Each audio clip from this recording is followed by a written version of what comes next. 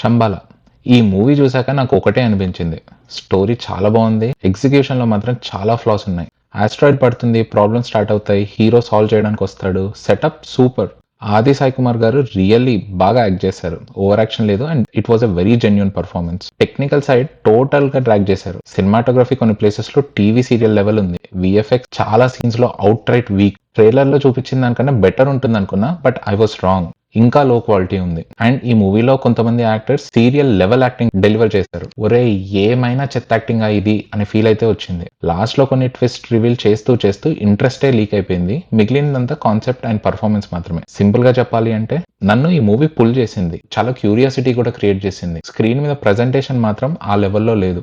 At the end ఈ movie end అయ్యే టైంకి ఎన్ని ఫ్లాస్ ఉన్నా ఒక మంచి స్ట్రాంగ్ స్క్రిప్టెడ్ మూవీ చూసిన ఫీల్ అయితే డెఫినెట్ గా వచ్చింది. ఈ మూవీ మీరు చూసారా? మీకు ఎలా అనిపించింది? కామెంట్ చేయడం మర్చిపోవద్దు. అండ్ ఈ వీడియోని లైక్ చేసి డెఫినెట్ గా ఛానల్ సబ్స్క్రైబ్ చేసుకోవడం మర్చిపోవద్దు. Thank you so much for watching.